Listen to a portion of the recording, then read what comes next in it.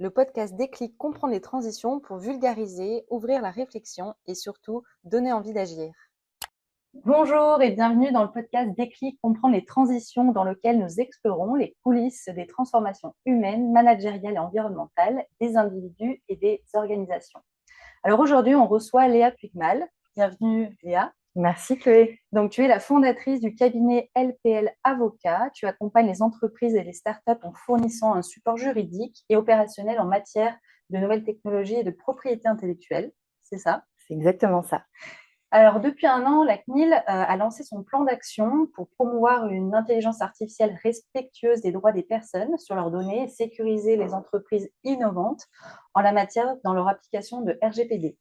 Le règlement européen sur l'intelligence artificielle, le RIA, est la première législation générale au monde sur l'intelligence artificielle, justement, et il vise à encadrer le développement, la mise sur le marché et l'utilisation des systèmes d'intelligence artificielle qui peuvent poser des risques pour la santé, la sécurité et les droits fondamentaux.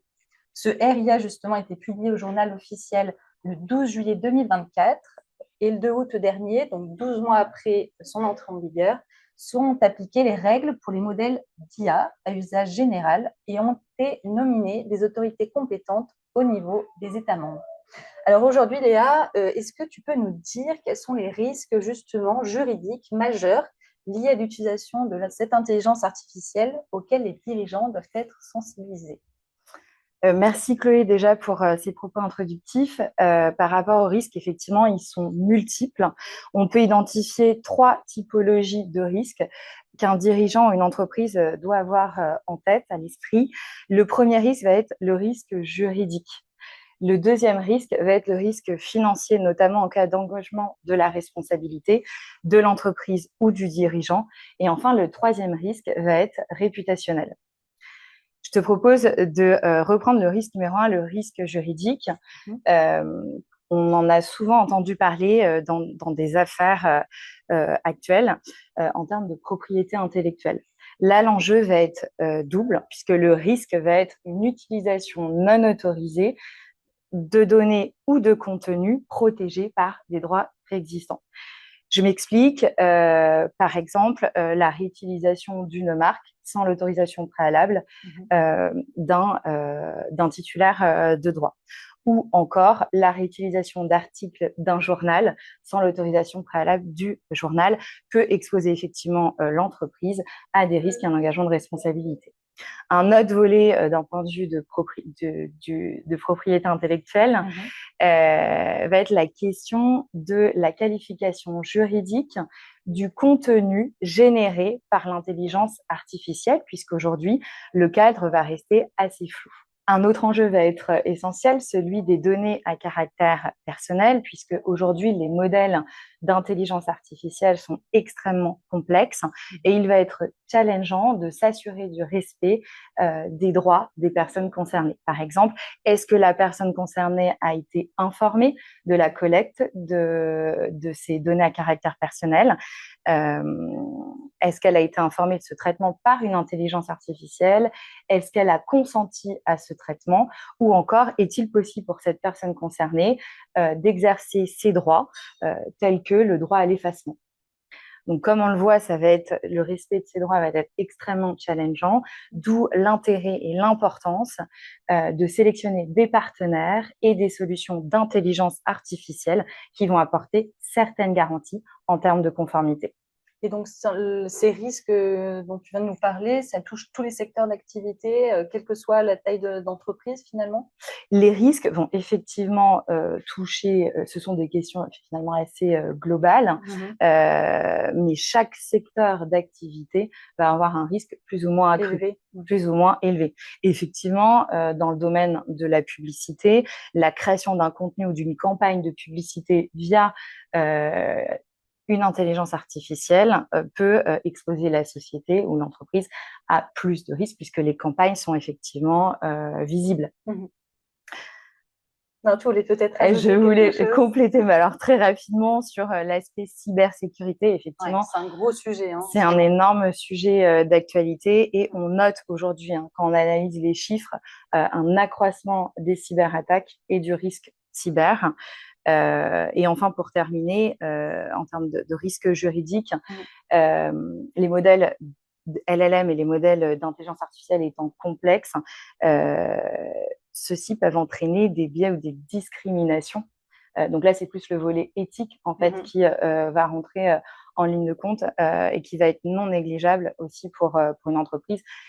Quand je parle de discrimination, ça peut être dans le cadre d'un projet, par exemple, d'un processus de recrutement, le fait de ne pas recruter un candidat en fonction de critères discriminants, par exemple. Du coup, après les risques juridiques que nous venons d'énoncer, il y a un risque nécessairement financier en cas d'engagement de la responsabilité à la fois de l'entreprise ou du dirigeant, une responsabilité civile pénale. Mais il faut aussi prendre en compte des sanctions administratives, notamment avec le RGPD et le règlement sur l'intelligence artificielle, le RIA. Voilà, et les sanctions, effectivement, peuvent être accrues puisque ça peut monter jusqu'à 35 millions ou 7% du chiffre d'affaires avec le RIA. Et enfin, dans la dernière catégorie de risque, le risque réputationnel. Là, on en parle moins, mais néanmoins, en cas d'attaque cyber ou de violation de données à caractère personnel, il peut y avoir une amplification et une médiatisation en fait de cette attaque qui peut effectivement entacher la confiance que les utilisateurs ou les collaborateurs ou les clients peuvent avoir envers une entreprise. Donc, c'est en plus l'impact que ça peut avoir aujourd'hui, une réputation. Tout à fait. Tout va très vite, tout s'accélère, tout est su très rapidement avec les réseaux sociaux en plus. Donc, Exactement. Donc, comme on le voit à travers ces typologies de risques, c'est vrai que la conformité est aujourd'hui vraiment un enjeu business global. Donc, maintenant qu'on a identifié donc 3 risques juridiques, est-ce que tu peux nous expliquer en quoi l'intelligence artificielle, l'IA, offre beaucoup d'opportunités de productivité et de performance pour les entreprises? Comment concilier finalement innovation et sécurité juridique?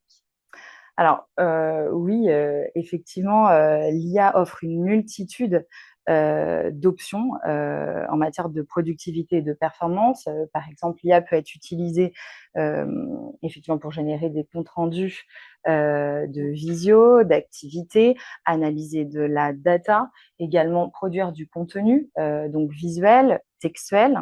Donc, comme on voit, la palette est assez large. Pour déployer néanmoins l'intelligence artificielle en entreprise, effectivement, il y a 4 grands volets peut-être à avoir en tête. Le premier volet est d'établir un cadre de gouvernance clair par la mise en place de politiques internes. Parfois, on emploie le mot charte IA, charte d'intelligence artificielle, effectivement, qui peut être un document permettant d'établir des règles, ce qu'il est possible de faire, ce qu'il n'est pas possible de faire. En interne. En interne, tout à fait. Et d'édicter peut-être une liste d'ores et déjà d'outils qui ont été validés par l'entreprise. Pour rendre vivant ce document, l'établissement d'un comité d'intelligence artificielle peut également être préconisé et s'assurer du suivi des actions concernant l'intelligence artificielle dans le temps. Et enfin, une veille réglementaire accrue en matière d'intelligence artificielle est également un plus dans ce cadre global. Le deuxième volet va être plus le volet contractuel, puisque l'entreprise va devoir revoir ses modèles et sa politique contractuelle en ajoutant ou en mettant à jour certaines clauses pour prendre en compte les risques en matière d'intelligence artificielle. Donc, je pense particulièrement aux clauses de garantie, de responsabilité, de propriété intellectuelle ou encore les clauses d'audit. Un deuxième volet essentiel va être celui de mettre en place un process de validation des outils d'IA, donc sélectionner les bons partenaires, analyser les conditions générales de ces outils pour ensuite les valider et permettre une utilisation en interne responsable et mesurée. Troisième volet, donc cette fois un volet plus opérationnel, et là peut-être 3 aspects clés à garder en tête. Le premier aspect va être celui de la transparence. Effectivement, être transparent vis-à-vis de ses salariés, ses collaborateurs. Est-ce que l'entreprise utilise l'IA dans ses processus de recrutement, par exemple? Est-ce que les salariés sont bien informés? mais aussi transparence à l'égard des clients. En cas d'utilisation d'intelligence artificielle, par exemple, pour la production d'un livrable, un visuel, un logo. Le deuxième aspect clé va être la traçabilité, c'est-à-dire documenter toute utilisation faite par le biais de l'intelligence artificielle, et cela pour se prémunir en cas notamment de litige ou de contentieux et pouvoir démontrer un peu le processus qu'il y a eu ou les actions qui ont été réalisées, notamment pour démontrer le processus créatif. Et enfin, le contrôle qualité, le contrôle humain qui est essentiel, qui reste essentiel, effectivement, pour s'assurer qu'il n'y ait pas eu de discrimination ou de biais lors de la génération en fait, de ces résultats par l'intelligence artificielle. Et j'ai une question, est-ce qu'il y a une obligation pour les chefs d'entreprise, pour les entreprises de former aujourd'hui leurs salariés, leurs collaborateurs sur cette intelligence artificielle, sur la manière dont il faut l'utiliser en interne et en externe? J'imagine que peut-être il y a eu des réglementations dernièrement. Oui, tout à fait. D'ailleurs, cette obligation a été imposée donc, par le règlement sur l'intelligence artificielle depuis le début d'année. Donc, cela fait partie aujourd'hui des obligations à respecter et mettre en place un vrai programme de formation et de sensibilisation de ses collaborateurs. Parfait. Il me semblait que c'était passé cette année, mais je ne sais plus à quelle date précisément. Et justement, donc avec l'arrivée de ce RIA, quels changements concrets les entreprises doivent anticiper justement dès maintenant pour rester conformes? Une entreprise qui nous regarde aujourd'hui, que ce soit une TPE, une PME, un grand compte, qu'est-ce qu'elle doit faire pour rester conforme aujourd'hui, pour anticiper? Alors, pour anticiper, déjà, cartographier les intelligences artificielles, soit qu'elle utilise, soit qu'elle peut développer aussi en interne, afin ensuite de les qualifier et de déterminer réellement quelles sont les obligations à respecter, puisque le RIA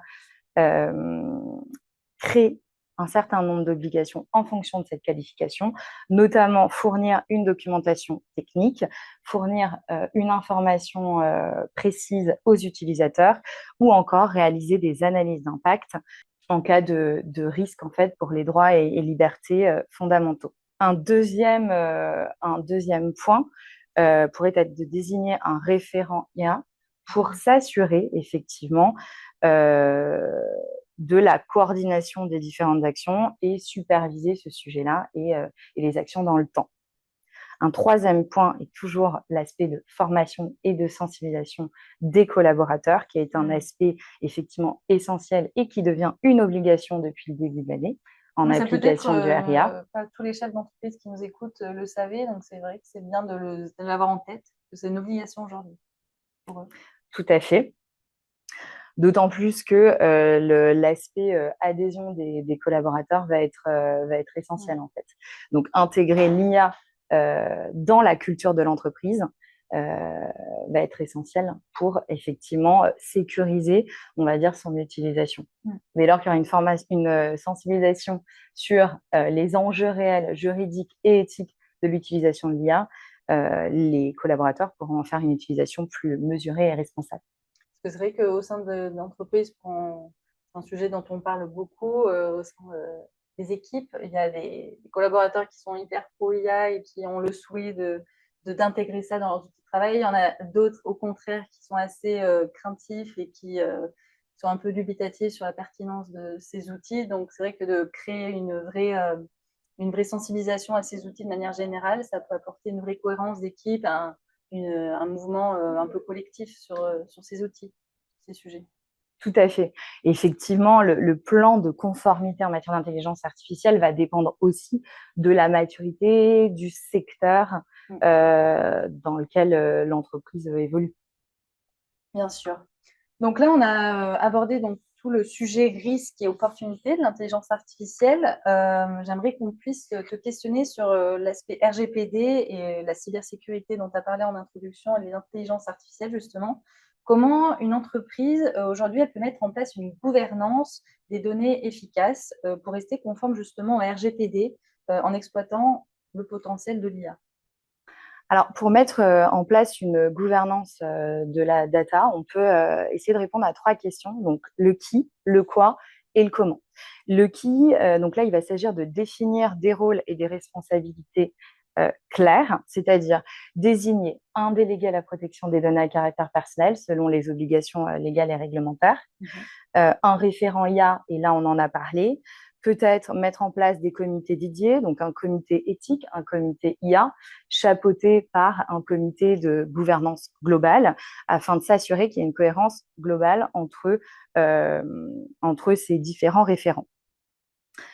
Ensuite, quoi? Eh bien, la data va être au centre de cette gouvernance. Donc, il va s'agir de cartographier les données, les classifier, identifier les sources des données, les flux, mais aussi le cycle de vie de la data, à savoir où la donnée a été collectée, où la donnée est-elle stockée, et puis tous les processus d'archivage. Donc, entre guillemets, maîtriser les flux de données. Et puis, le comment va passer par documenter et auditer, donc mettre en place des procédures et des politiques internes. Par exemple, une politique de gestion de droits des personnes concernées, une politique de gestion de violation de données ou encore de validation des outils d'intelligence artificielle. Dans un deuxième temps, il va s'agir de mettre en place un contrôle qualité et de sécurité. Donc là, s'assurer de la qualité des données. Est-ce qu'elles sont fiables? Est-ce qu'elles sont mises à jour? Est-ce qu'il existe des protocoles de sécurité type chiffrement ou encore utiliser des procédés d'anonymisation ou établir des règles telles que utiliser les documents entièrement anonymisés, c'est-à-dire là, on supprime en amont toute donnée à caractère personnel du document avant de l'utiliser dans une intelligence artificielle. Donc, autrement dit, les différents outils à mettre en place vont être les politiques internes, on l'a vu, mettre en place donc la documentation qui peut passer par un registre des traitements qui est une obligation en qualité de responsable de traitement, et sur le moyen terme, mettre en place des audits réguliers pour s'assurer en fait de la mise à jour quotidienne de ces politiques. Oui, parce qu'on imagine que cette mise à jour, elle doit être assez constante puisqu'il y a beaucoup de données, beaucoup de choses arrivent assez régulièrement, des nouveautés. Donc une mise à jour quasi quotidienne, on imagine. Alors, quotidienne, ça c'est en fonction de l'entreprise, de sa structure, de son secteur, effectivement, mais néanmoins régulière, j'ai envie de dire. Et comme je dis souvent à des clients, la conformité, c'est vraiment un processus. Donc, ça nécessite de documenter ce processus tout au long du temps. Le but, c'est de pouvoir documenter en cas de contrôle, en fait, cette mise en place de règles et de structuration de la data. Et donc, qui, quoi, comment, quand on a répondu donc, à ces questions, quels sont les points aussi essentiels du RGPD que les entreprises oublient encore trop souvent justement avec l'IA? Alors, c'est une vaste question. Merci, Chloé. Je peux te dire une anecdote récemment. Donc, je conduisais un audit de conformité RGPD chez un client et on réalise dans ce cadre-là des interviews. Et après échange, je me rends compte qu'aucun process de durée de conservation n'est mis en place concernant les données à caractère personnel dans un certain service. Donc, je pose naturellement la question de pourquoi conserver ces données? Et le client me répond au cas où. Donc là, ça illustre très bien l'importance de continuer à sensibiliser régulièrement les collaborateurs et son entreprise, en fait, aux principes clés du RGPD. Puisque là, par exemple, le principe de minimisation, qui est vraiment collecter une donnée pour une finalité précise et une durée précise et justifiée, n'était pas respecté. Voilà. Donc, c'est un exemple parmi tant d'autres, mais qui illustre en fait ta question. Donc, en tout cas, c'est vrai, mettre l'accent sur la sensibilisation et ne pas hésiter à renouveler manuellement des sensibilisations ponctuelles et en fonction des services et des problématiques métiers. Et pour conclure cet épisode, donc tu gères avec tes clients donc ces risques et qu'apporte aussi l'aspect juridique comme opportunité dans cette gestion du numérique justement pour tes clients? Alors déjà, je dirais renforcer peut-être la confiance des clients, puisqu'effectivement, plus le client va investir dans sa conformité. Donc, il y a des années, on était dans la conformité RGPD. Et aujourd'hui, effectivement, avec le RIA, on est plus focalisé sur l'intelligence artificielle, mais afficher des standards, le respect de standards éthiques et de normes réglementaires peut être effectivement l'équivalent d'un label de confiance envers les clients. Le deuxième avantage finalement d'être conforme, c'est réduire le risque financier pour l'entreprise, inévitablement, et le risque contentieux. Le troisième atout, c'est finalement que la conformité est un processus, comme on l'a dit, qui impose de structurer et donc de valoriser la data. Et certains ont qualifié la data d'or noir du XXIe siècle. Et il est vrai qu'aujourd'hui, cette data, conservée d'un point de vue, de manière massive, elle a une valeur. Elle a une valeur. Elle correspond à un asset vraiment pour la société. Et enfin, quatrième point, pour moi, l'aspect, la conformité permet réellement de stimuler l'innovation, mais une innovation qui va être responsable et éthique. Et je pense que ça peut réellement être un avantage concurrentiel et déboucher sur d'autres opportunités commerciales. Donc, confiance, réduire les risques financiers, les contentieux, valoriser la data, qui est aujourd'hui une valeur certaine, et stimuler l'innovation à impact et durable, éthique. Exactement. Merci beaucoup, Léa, pour tes expertises, tes éclairages pour le podcast Déclic. À très bientôt. À très bientôt. Merci à toi, Chloé.